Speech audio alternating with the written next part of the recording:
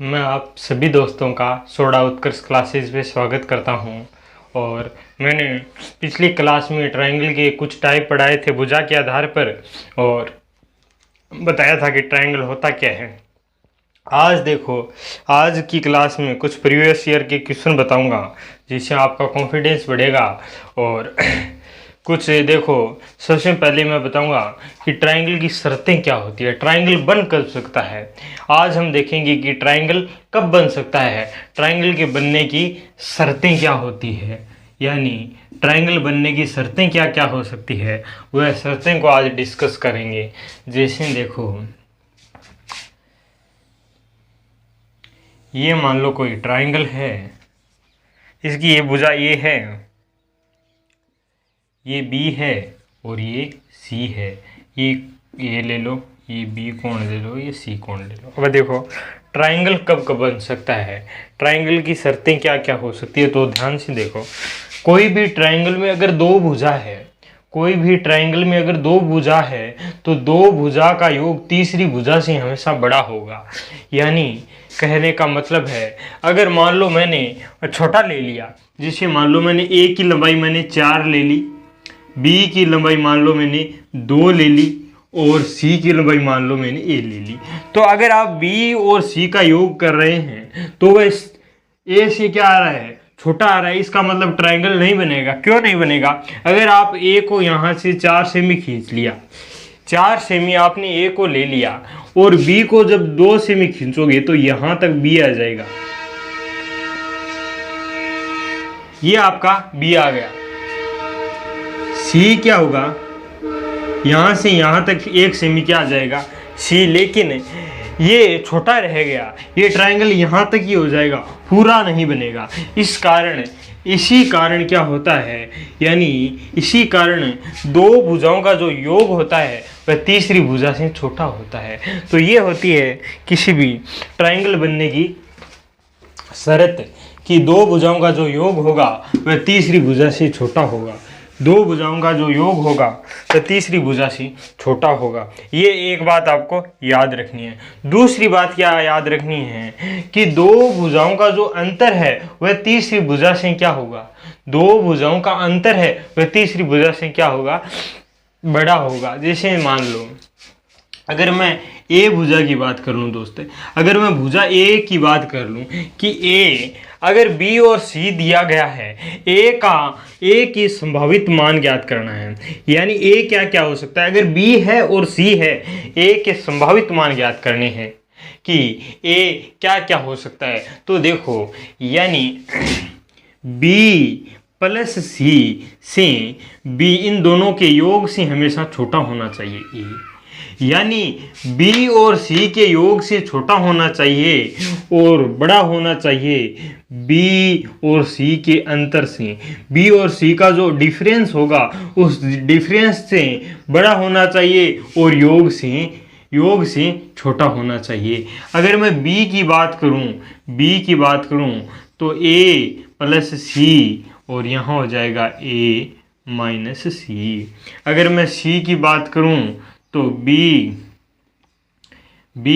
Plus ए और B minus ए।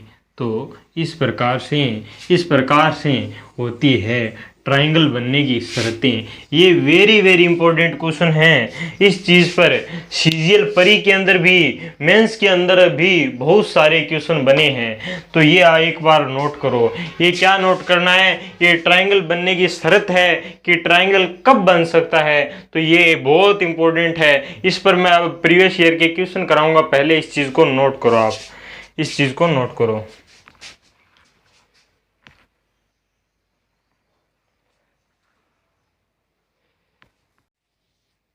अब देखो दोस्त, ये क्वेश्चन है। अब बात आती है, अगर ये बात करें ना, ये सीजीएल परी के अंदर पूछा हुआ, डायरेक्ट पूछा हुआ क्वेश्चन है। ये मैंने सीजीएल परी से उठाया ये क्वेश्चन, और डायरेक्ट ये पूछा हुआ क्वेश्चन है। 3, 4 और अक्ष, ये तीनों भुजाएं हो गई। भुजाओं से कितने त्रिभुज बन सकते हैं यदि अक्ष क्या एक धन पूर्णांक संख्या है। अब देखो ध्यान से, यानी मैं अगर अक्ष की वैल्यू अगर मानूं कि अक्ष क्या क्या हो सकता है, तो अक्ष बड़ा होगा 3, 4 माइनस 3 से, और x छोटा होगा 3 प्लस 4 से, यानी 1 और 7 के मध्य, 1 और 7 के मध्य। अब ध्यान से सुनो मेरे दोस्त, यहाँ अगर 1 और 7 के मध्य की बात करें तो 2, 3, 4, 5 और 6, यानी 5 त्रिभुज, यानी x के कितने मान संभव है? 1, 2, 3, 4, 5 मान संभव है, तो 5 त्रिभुज संभव है। ये तो है लॉन्ग तरीका, ये पहला तरीका है लॉन्ग तरीका, एक बार इसे नोट करो। लेकिन ध्यान से सुनो, यानी 1 से तो बड़ा होना चाहिए और 7 से छोटा होना चाहिए, तो 2, 3, 4, 5 और 6, ये 5 त्रिभुज बन जाएंगे। x के 5 मान आ गए तो यहाँ रखते जाओ, 5 त्रिभुज बन गए। ये तो मैंने आपको समझाया है, पहली बात तो यहाँ मैंने ये बहुत बड़ी गलती कर दी कि ये लिख लिया। देखो पेपर के अंदर, सीजीएल के अंदर एक जो सेकंड जाता है ना, उसकी भी वैल्यू होती है, 1 सेकंड की वैल्यू भी बहुत बड़ी होती है सीजीएल पेपर के अंदर। तो ध्यान से ये चीज़ लिख रहे हो ना, ये भी गलत है, ध्यान से सुनो। इमेजिनेशन करो कि 1 नहीं है शामिल, 7 भी नहीं है शामिल, हमें इसके मध्य की संख्या चाहिए। तो अगर मैं 7 में से 1 को घटा दूं तो ये 1 तो जा चुका है। ध्यान से सुनो, पहले मेरी बात ध्यान से सुनो। 7 है, 7 में से मैं 1 घटा दूं तो 1 तो जा चुका है, बचा क्या? 7 भी नहीं लेना है तो 7 को भी घटाओ। ध्यान से सुनो, मैंने अगर 7 में से 1 घटा दिया, कितने बचे? 6 में से ये 7 इसमें शामिल है तो 7 को घटा दो, यानी 1 और घटा दो, तो 6 में से 1 और घटा दो, 5 आ गया। ये तरीका था सही तरीका, लेकिन ये भी नहीं करना है, ये भी बहुत लॉन्ग हो गया है। इसमें आपको लग जाएंगे 5 सेकंड, लेकिन 5 सेकंड भी नहीं लगानी है, 0.001 सेकंड लगानी है।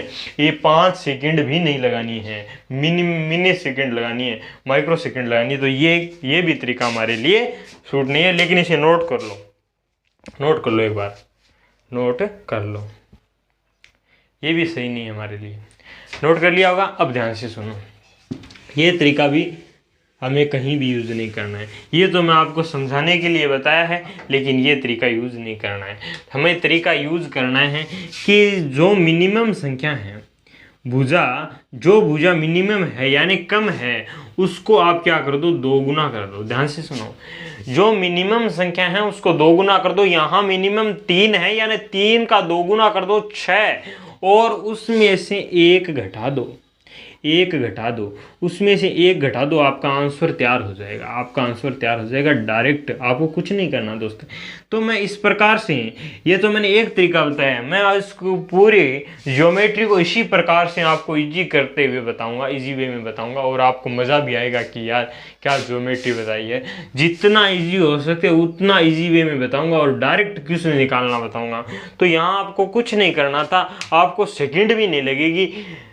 3 का 2 गुना 6, 6 में से 1 घटा दिया, 5 हमारा आंसर आ गया। डायरेक्ट करना है, कुछ लिखने की भी ज़रूरी नहीं है। आपको स्क्रीन पर क्वेश्चन दिखे और क्वेश्चन दिखने से पहले ही आप आंसर निकाल दो। ये तरीका बहुत डायरेक्ट क्वेश्चन हो जाएगा। तो ये लिख लो, मिनिमम है उसका 2 गुना से 1 घटा दो। मिनिमम है उसको 2 गुना करो, 2 गुनों में से 1 घटा दो, आंसर आ जाएगा। इसको नोट करो, अगला क्वेश्चन बताता हूँ।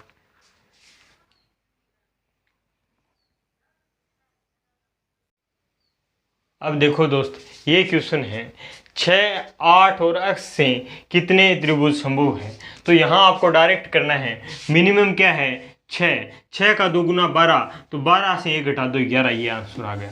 इस प्रकार से करना है, 6 का 2 गुना 12, 12 में से 1 घटा दो 11, आंसर आ गया। नोट करो इसे, या लिख लो 2 × 6 - 1, 12 - 1 बराबर 11, इस प्रकार से आ जाएगा। नोट करो। अब देखो दोस्त, ये जो क्वेश्चन है वह सीजीएल मेंस में पूछा गया है। यदि किसी त्रिभुज की 2 भुजाएं 876 सेमी और 678 सेमी की है, तो तीसरी भुजा एक धन पूर्णांक संख्या है, तो विभिन्न त्रिभुजों की संभावित संख्या बताओ। ये क्वेश्चन देखो, ये सीजीएल मेंस में पूछा गया है। देखो यही क्वेश्चन कितना इजी क्वेश्चन है। तो इन दोनों में छोटी संख्या कौन सी है? तो छोटी संख्या कौन सी है? 678 है, 678 है। देखो ऑप्शन क्या है, ऑप्शन में इकाई का अंक देखो 6 है, 5 है, 4 है और 2 है। तो छोटी संख्या कौन सी है? 8 है। छोटी संख्या कौन सी है? 8 है हमारे पास। छोटी संख्या में इकाई का अंक क्या है? यानी 678 में इकाई का अंक क्या है? 8 है। तो 8 का आप दुगना करोगे तो 6 आएगा। 8 का दुगना करोगे तो इकाई का अंक कितना आएगा? 6 आएगा। अगर 6 में से 1 घटा दोगे तो इकाई का अंक क्या आ जाएगा? 5 आ जाएगा। तो इसका आंसर है बी 1355, क्योंकि इकाई का अंक 5 ओनली बी के अंदर ही है। तो आपका आंसर आ जाएगा बी 1355। तो 1355 इसका आंसर है, नोट कर लो। 1355 इसका आंसर है। तो हम इकाई के अंक से करेंगे, यानी सबसे पहले छोटी संख्या देखो। छोटी संख्या से उसके अंदर क्या दी हुई है? 678 में इकाई का अंक क्या है? 8। 8 का मैंने दुगना किया, कितना हुआ? 16। 16 में इकाई का अंक क्या है? 6। 6 में से 1 घटा दिया, कितना आया? 5। तो इकाई का अंक क्या होना चाहिए? 5। तो 1355 में इकाई का अंक ओनली 5 है, तो 1355 आंसर है, नोट करो।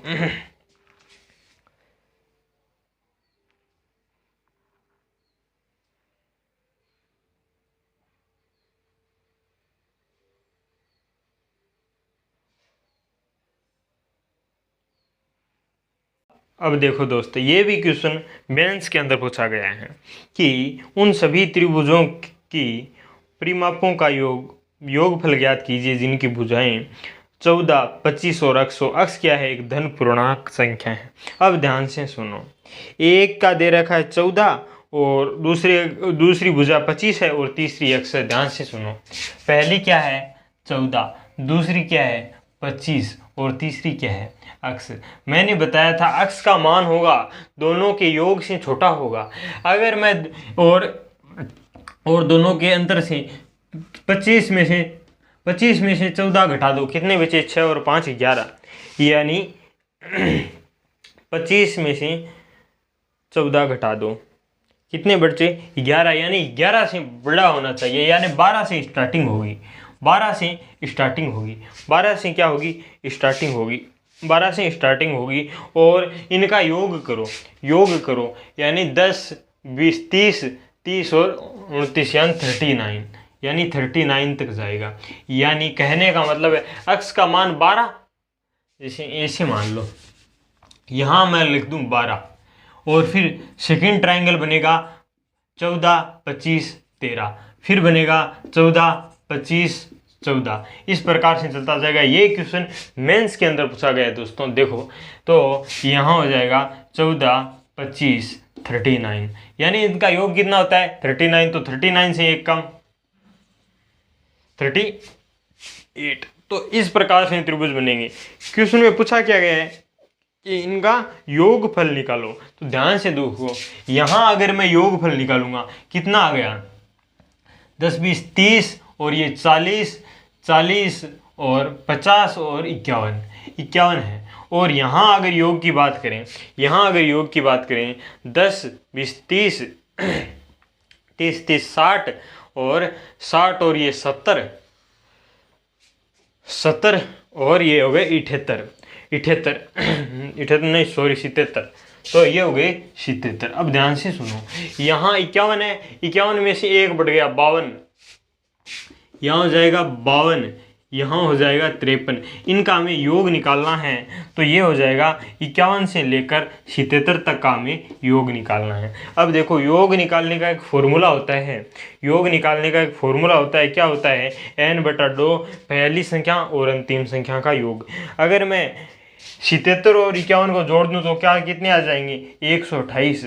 और कुल संख्या कितनी है? n/2 कुल संख्या कितनी है? 57 में से 51 घटा दो, कितने बचेंगे? और 1 जोड़ दो, 57 में से 51 घटा के 1 जोड़ दो, कितने हो गए? 27। तो 27/2 128 की जब आधे करेंगे तो 50 और 14 64 को आप 27 से इंटू करो, 64 को आप 27 से जब इंटू करोगे तो 1728 आ जाएंगे। तो 1728 क्या हो गया, इसका आंसर हो गया 1728। ये था मेंस में पूछा हुआ क्वेश्चन, तो इसको नोट करो, बहुत बेहतरीन क्वेश्चन है। 1728 आंसर आ गया, मेंस में पूछा गया है दोस्त, नोट करो।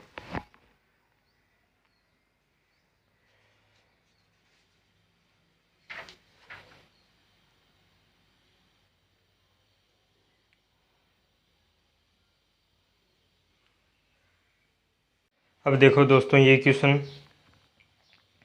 यदि किसी त्रिभुज की दो भुजाओं की लंबाई ए और बी इस प्रकार है कि गुणनफल ए बी 24 है और ए और बी पूर्णांक है, तो संभावित त्रिभुजों की संख्या बताओ। अब इसको थोड़ा सा ध्यान से करो।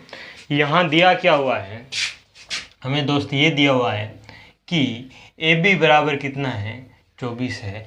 ए भी पूर्णांक है और बी भी पूर्णांक है। तो मैं ए और बी क्या लिख सकता हूँ, पहला तो ये लिख सकता हूँ ए इंटू 1 × 24, ये कर सकता हूँ मैं, 1 × 24 ये कर सकता हूँ।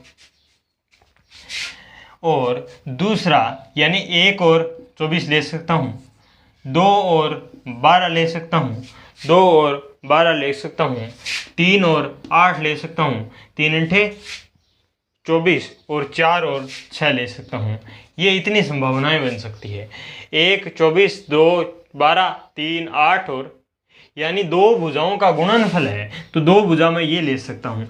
अब तीसरी भुजा क्या हो सकती है, तीसरी भुजा क्या क्या हो सकती है। मैंने क्या कहा था, मिनिमम को दोगुना करके एक घटा दो, मिनिमम को दोगुना करके एक घटा दो, मिनिमम को दोगुना करके एक घटाओगे, एक का दोगुना दो, दो में से एक घटा दो, ये एक ही त्रिभुज बनेगा। यहाँ कितने त्रिभुज बनेंगे, 4 में से एक घटा दो, 4 में से एक घटा दो, 3 बनेंगे। यहाँ कितने त्रिभुज बनेंगे, 6 में से एक घटा दो, 5 बनेंगे। यहाँ कितने त्रिभुज बनेंगे, 8 में से एक घटा दो, 7 बनेंगे। तो ये कितने हो गए, 4 9 और 16, तो 16 त्रिभुज बनेंगे, 16 त्रिभुज बनेंगे। तो ये नोट करो, ये इंपॉर्टेंट क्वेश्चन है था, तो ये इस प्रकार से हो जाएगा। आपके समझ में आ गया होगा। यानी 2 का गुणनफल 24 दे रखा है, तो हमारे पास संभावना 1 24 2 12 3 8 और 4 6 की बनती है। तो इनसे अगर त्रिभुजों की बात करें तो इसका दोगुने से 1 घटा दिया, 1 आ गया। इससे कौन से त्रिभुज बनते हैं, तो 3 बनेंगे, इनसे 4 5 बनेंगे, इनसे 7 बनेंगे, तो सारे 16 त्रिभुज बन गए। नोट करो।